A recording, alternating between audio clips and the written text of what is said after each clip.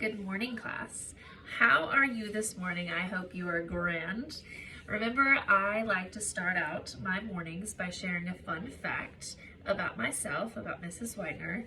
Yesterday, I shared the fun fact that I love to sing, and I have been singing since I was 5. I sing on my worship team every Sunday morning. I sing, I love to sing. That was yesterday's fun fact. Today's fun fact is that I have 5 kiddos. But what's even wilder is 3 of those kiddos are triplets. A, B, and C, Asher, Baron, Creed. 3 little boys who are 2.5 years old, and our household is wild. So that's the fun fact about Mrs. Widener today. I have triplet boys, plus 2 older kiddos.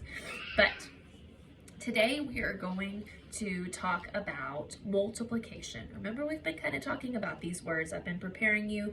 We've been talking about multiplication, groups, separating, addition, subtraction. Those are some of those math words that we've been using.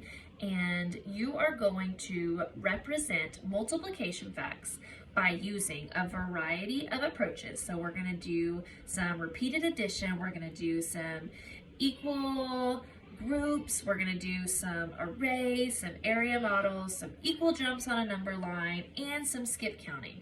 All those sound like a lot of fun things, but that is what we're going to do today. But right now we're going to focus on arrays. Arrays, what a funny word. Arrays, you have rays from the sun, but these are called arrays. A-R-R-A-Y-S. Arrays. So you have a bunch of fun little dots in front of you. I want you to take those dots. I want you to count them. Tell me how many there are. I'm going to give you 10 seconds to go ahead and count them. When the 10 seconds is up, I'm going to go bing, and somebody's going to tell me how many dots they have. Are we ready? So that is when I would count down to 10. I would do the little bing sound, and I would ask one of them to share with me how many dots they have. I try to keep time just to keep them focused, keep them in on what is happening and not give them any free time, because free time equals scary time in 3rd grade. So, all right, now that you have your dots counted, I want you to put them in 2 lines. 2 lines. So just go ahead right now, in any way, make 2 lines. So that is when I would have them make 2 lines. This is the problem solving time. They would make the 2 lines. I didn't give them any direction as to if the lines needed to be the exact same amount of dots in each one, or if just to make 2 lines. So we're gonna see what they come up with. We're gonna see those ones who are a little OCD and they're gonna have it aligned up the way that is. We're gonna have some who are like 1 and boom, okay, we're good. But we have 10 dots. After we went through, they will have told me that there's 10 dots. And so, all right, so you have 10 dots. Now you are going to put them into groups or in lines. I would tell them you're going to put them in the lines, and now your lines have to be the same size. So we're going to have the same amount of dots in each line. So I'm going to go ahead and give you 25 seconds. When the 25 seconds is over, I'm going to go bing, and then you're going to tell me, you're going to just, once you have them in the 2 lines, I want you to just raise your hand so that way I know you're good, you're ready. We're waiting on our other friends to make sure that they're good and they're ready. So then we would wait, I would count the 25 seconds down, I would do the bing, the kids would just raise their hand so I would know each one of them is doing it. And then I would say, okay, your lines are the exact same, right? You have the same amount of dots, not to go further or above, they're the same amount. So somebody tell me how many dots are in each line. So if I have 1 line, how many dots are there? Then that's when I would wait for somebody to answer, to tell me, 5. Say, okay, how many? We're gonna talk about some numbers that we can grab onto. So how many lines do we have here?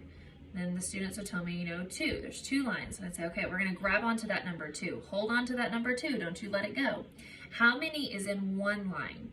Somebody would go, they would, give them a few seconds, they'd say there's 5. Okay, I'm gonna grab onto that number 5 then. So I have 2 numbers in my hands. Can anybody remember what the 2 numbers are? 2 and 5. All right, we have 2 awesome numbers. We're gonna hold on to those numbers. Now we've been talking about multiplication already. I would make sure that we'd already, been using these words. They're familiar with these words. It's not anything brand new thrown at them. when we take it to this level. It's all about building the foundation and then knowing first before we move into this process. All right, so now we have 2 and we have 5, and we're going to make a multiplication sentence with it. So 2, remember we said multiplication has that X sign, so we're going to use our 2, we're going to have our X, and we're going to have our 5. So 2 times 5. Now what that times means is you're going to add those 2 groups together, but this is called multiplication. So if we have 2 groups of 5, that equals, somebody tell me how many dots you have there total. We said it at the very beginning. Can anybody remember? I give them a little bit of time. I'm sure, this is a new concept, so being patient and understanding and knowing how many. And so they would say 10. So, okay, well, let's snatch that 10 too. So we have our 2 times 5, and we're going to have our equal sign 10. So guess what? You just did multiplication. You have 2 lines with 5 in each line, and that equals 10. So that's how you multiply. I have 2 groups of 5, which equals 10. So we have our little array. We smash them together, we have all our little dots, and we have an array.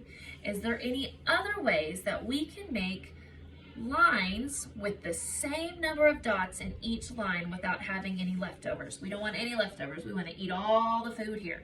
So we don't want any leftover dots. We want them all to stay here. So that's when then I would let them explore, let them figure out, let them problem solve, explore how many lines they can do. This is when they're going to go through and they're going to see, okay, if I do 3 in each line, that's not going to work. If I do, 5, I already did my 5 and 5s, that's 2. So then eventually, we're going to keep going, we're going to push, and I'm going to say, okay, did anybody figure it out? Has anybody figured it out yet? Well, let me see. If I were to put 3 in each line, can I have the same number in each line? We would go through and we'd say, no, 3, 6, 9. Nope, I have 1 left over, so that's not going to work. Let's try another one. If we do 4 in each line, I have 4, 8 with 2 left over. Is that going to work? Nope, that's not going to work. So then we push through. We'd say, okay, well, if I have 2, 2, 2, 2, 2, because we already did our 5s, 2, 4, 6, 8, 10. Do I have the same amount of dots? Do I have 2 dots? Do I have 2 dots? 2 dots? Do I have any leftovers?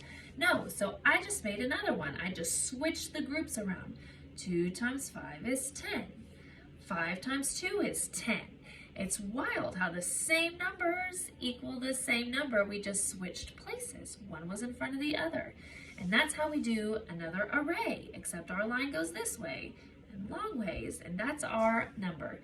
We also, in all of that, created groups. We used our grouping. We used our groups of 2, we used our groups of 5, all of those fun things. We did all of that to help us with multiplication. Now, everybody pull out your number line. We have our number line right here. All right, if I'm wanting to get to 10, find your number 10. If I'm wanting to get there, and I'm gonna hop 2s. So I'm going to hop from 0 to 2.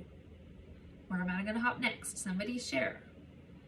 Yes, then 4, then 6, then 8, then 10. Okay, we're going to count how many hops we did. 1, 2, 3, 4, 5. Now those fun numbers that you heard, are those the same numbers we heard before? What numbers do we need to grab onto? We started at 2, so that's one number, snatch that one. How many hops did we do? 5, snatch that one, and then we have our 10, snatch that one. Would I snatch a 3? No. Somebody tell me why I wouldn't snatch a 3. Give them a minute, I'd see. This is that problem solving that really needs to be pressed in, really needs to be pushed on, is problem solving, figuring it out. Not just having somebody tell them, but giving them time, and I mean a small amount of time. Not too small, but not too big. You got to be careful because you got to keep their attention. You got to keep it focused. And so, yes, that is what we would do. 2 times 5. Now, can I try 5? I'm going to start at 0 and I'm going to hop all the way to 5. Then I'm going to hop to 10. How many hops did I do? I did 10. So we have our numbers again. 5, 2, and 10. 5 times 2 is 10. You just did multiplication. Awesome job, guys. Give yourself a hand. Pat on the back.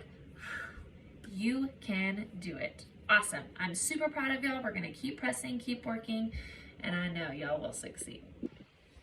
So during that lesson, for my 4 students that needed the extra support, a little differentiated, at that point, I would make sure that during the lesson, I would have a piece of paper. I would take it, I would write out the 5 times 2 equals 10. 5 times 2 equals 10. Let's look at it. Of course, I would make sure that's flipped so they can see it, but because those visual ones who need to see the numbers, who need to see me using the numbers.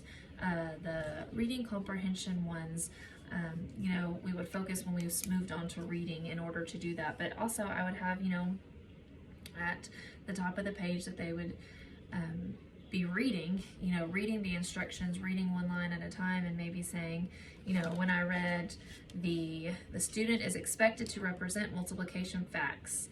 Okay, well, let's talk about that for a second. You know, I would ask the students, what does the word represent even mean? What does that mean, represent? Let's think of other fun words that could mean represent. Well, you know, give them a second to think about it. I know that's deep, but we really need to press in on problem solving for these kids. It just seems like that needs to be an area that really needs to be focused in on. And so the reading comprehension, you know, the student is expected to show me multiplication facts. Could that be the same as represent? You know, give them different alternatives to really break it down, to know that they're grasping and understanding what I am asking of them. Because I know from personal experience, when somebody just asks me to do something and I don't know, I start to freak out.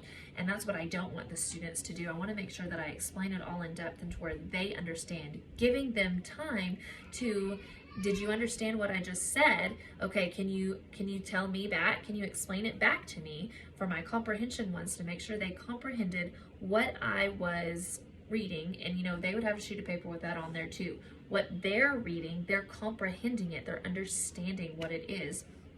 And those extra ones that need the math, you know, the extra support in math, making sure that they are being able to not only hands-on with the tiles, then we move to the number line. They're having all the different variations of being able to represent multiplication, being able to write it out, being able to do 5 times 2 equals 10, excuse me. You know, and then we have the area models where you take it and you show them, constantly showing and giving them time to do it, showing and then giving them time to do it. I think a lot of times we show and then we just expect, like, do it. Okay, you've got it, do it. Well, we need to present different opportunities, because some of my kids are going to grab hold of it just by using the tiles and creating the arrays. Some of my kids are going to grab hold of it on just by drawing groups out. Like, okay, now let's take it. I have those tiles. I'm going to make my 2 groups and I'm going to put, you know, okay, does that mean the same thing? Do I have 2 groups? There's that number 2, there's that 2 number. And like I said, you know, it'd be flipped around for them. There's that 5, there's that 5. Is that represented? If I count them all together, do I have 10? Yeah, it checks out. That's awesome.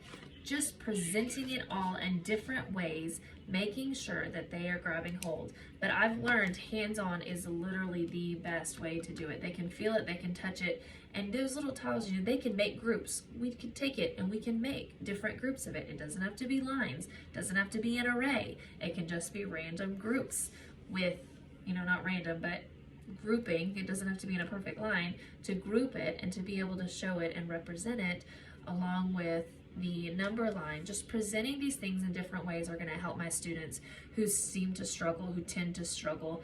Giving them opportunities and giving them more than just one opportunity, just one way of doing it is what is going to be best for these kids, and what's going to help them really grab hold on what I'm explaining and what I'm talking about when it comes to multiplication. And like I had said before, making sure they have the foundation of knowing what these words mean. These are brand new words. Sometimes it can be like a foreign language to them. These words need to be thrown in throughout the entire day from the beginning. So that way, but you don't want to overwhelm them, but they're seeing it. They're like, they're familiar with it. They're familiarizing themselves with it. Oh, I saw that when Miss Whitener had that up on the board. I wondered what it meant, and now I know. So that's what I would do.